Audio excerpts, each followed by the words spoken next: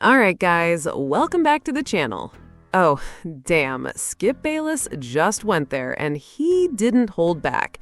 Skip Bayless basically said Caitlin Clark needs to shoot way more in these games without Aliyah Boston. Look at the numbers. Caitlin is averaging around 37 or 38 points without Boston. That is absolutely freaking insane. And now the question is unavoidable.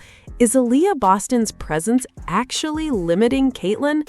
Is Stephanie White's offense getting in the damn way of Caitlin's greatness? Because the film doesn't lie. When Caitlin gets the ball, attacks, and controls the offense, she looks completely unleashed. Without the usual offensive structure around Aliyah Boston, Caitlin suddenly looks like the superstar everybody knows she can be. Skip Bayless called it out, and honestly, this is a conversation the Fever can't keep avoiding. Maybe Caitlin Clark doesn't need fewer shots. Maybe she needs more damn shots. And if Stephanie White refuses to adjust, then fans have every right to ask what the hell is going on. Because of Caitlin Clark, 37 points and 10 assists. She showed you on full display once again why she is the best player in the WNBA. She is obviously the best passer in the league, by far the best passer, a generational passer. But when called upon, as she was on Sunday, she showed you she's also capable of being the most nuclear scorer, the most explosive scorer, even beyond her own teammate Kelsey Mitchell, who as we speak is averaging 24.8 points per game to Caitlin's 22.1 points per game. But what happened Sunday?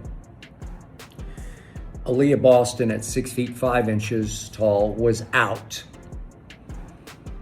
as well as her 12.3 shot attempts per game, out. So Caitlin all of a sudden didn't have to worry about getting Aliyah her shots.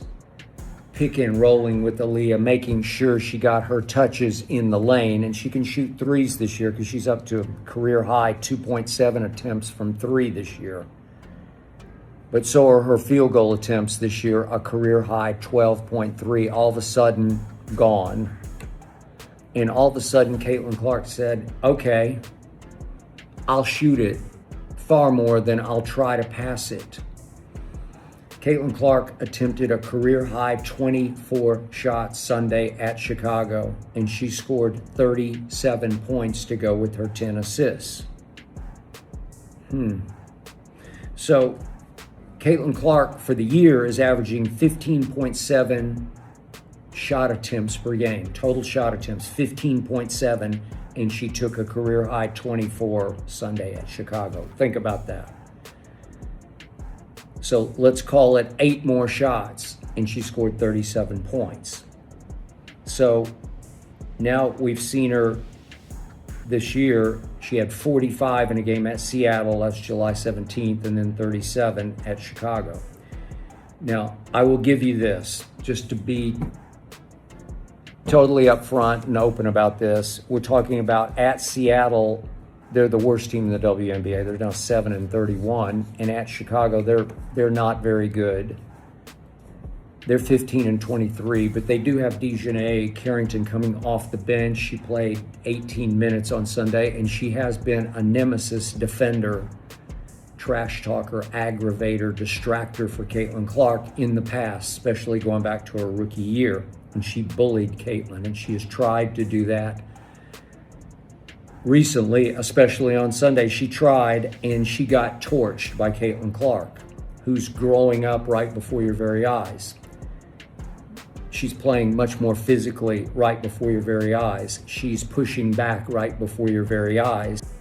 I love what I'm seeing from Caitlin Clark, but I love Sunday because she shows you what can happen when she actually gets a little selfish and shoots more than Kelsey shoots. So Kelsey Mitchell is averaging, again, 17.1 field goal attempts per game to Caitlin's 15.7. 17.1. It's not a whole lot, but it's about sort of a shot and a half a game more. I think Sunday showed you that Caitlin should be taking the most shots on this team. And I love Kelsey Mitchell, but again, Caitlin is 5 inches taller I mean, Kelsey's got a deep bag. I give you that. She's incredibly creative and gutsy and willful, and she's making 46% of her three-point shots. All of a sudden, Caitlin has come alive, and she's up to 37% from three now. But this is all why Caitlin is starting to remind me, and you'll laugh, but it's true, she's starting to remind me of LeBron and Luka in the dilemma they have faced their whole career about who exactly are they? What's their identity? It becomes a bit of an identity crisis on how does it factor into winning basketball games and certainly starring in basketball games, in MVPing, in making MVP cases. You look at LeBron and Luka, the big advantage they have, LeBron's 6'9" tall, Luka's 6'7" tall to Caitlin 6 feet. But both are generational passers. If you look at LeBron for his career, has averaged 7.4 a game. It's pretty great. Luka for his career, 8. She's going to have to take a little more of a backseat to Caitlin Clark. Caitlin is just coming into her explosive nuclear own. She can just go off, and she's starting to play with that supreme body language confidence, that swagger. She's giving it back to Dejanay. She's giving it back to the referees for not sending her to the free throw line. It's time for her to shoot more shots. Look, they're going to go as far in the end as Caitlin carries them. I don't care what you say. She's more talented than Kelsey is in the very end. And she can learn to juggle her passing gift with her explosive scoring gift. And she's going to have to pick her spots because they're her spots to pick, because almost always she's going to bring the ball up the floor, and sometimes 100 miles an hour bring the ball up the floor when Aliyah or whoever gets the rebound kicks it to her and she can go with it. And then good to great things happen on the break, because there's not a better break passer than Caitlin Clark. And the bigs have all learned, including Aliyah, to run the floor, because if you get there, she will find you, and she'll find you right there. She'll find you. She's just like LeBron, where there are 3 or 4 times a night watching Caitlin where I'll just say, that's just ridiculously, that's thank you God good, generationally good. So I'm looking at explosive scoring this year. Marina Mabrey had that one. And we need to have a serious damn conversation about Caitlin Clark, Aliyah Boston, Stephanie White, and this offense. Because the biggest problem with the pick and roll between Caitlin Clark and Aliyah Boston is simple. Where the hell is the actual advantage? Aliyah Boston doesn't consistently set the kind of hard, effective screens that Makayla Timpson sets. And when the pick and roll develops, Boston isn't consistently finishing the play either. There are missed opportunities at the rim, missed layups, and possessions where Caitlin is basically forced to create something out of nothing. And that's a damn problem. Caitlin Clark should be getting 20 shots every single game. 20! Not because Kelsey Mitchell is bad, hell no.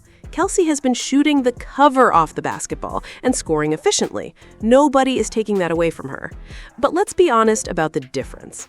Kelsey Mitchell scores at a high level, but Caitlin Clark is doing the scoring and the assisting, facilitating, playmaking, and running the offense. If Caitlin stopped looking to pass so damn much and aggressively hunted her own shot, there is no question she could average around 30 points per game in this league. That's not disrespect to Kelsey, that's recognizing what Caitlin Clark brings to the table. And here's where Aliyah Boston becomes part of the conversation again. When Boston is on the floor, Caitlin isn't always the one controlling every possession the way she should be. We saw situations where Boston was bringing the ball up far too often, including that New York Liberty game, and that creates a serious damn question about offensive roles. Why are you taking the ball out of Caitlin Clark's hands? Caitlin is one of the best playmakers in basketball. She doesn't need to stop facilitating just because she starts shooting more. In fact, it's the opposite. The more aggressive Caitlin becomes as a scorer, the more opportunities she creates for everybody else. Defenders have to collapse. Help defenders have to step up. Shooters get open. Cutters get space. Kelsey Mitchell gets cleaner looks. Aliyah Boston gets easier opportunities. That's how this damn offense should work. Caitlin Clark being aggressive doesn't mean abandoning her teammates. It means forcing defenses to choose their poison. So maybe Stephanie White needs to stop overcomplicating this shit. Put the ball in Caitlin Clark's hands, let her attack, let her shoot, let her create, and let everybody else benefit from the attention she commands. And if Aliyah Boston and Stephanie White are getting in the way of that rhythm, then yes, they need to get the hell out of her way. Caitlin Clark needs freedom, she needs volume, and most importantly, she needs to be the damn engine of this offense. What do you guys think? Is Caitlin Clark better when she's aggressively hunting her shot? Let me know down in the comments. Like, comment, subscribe, and share the channel.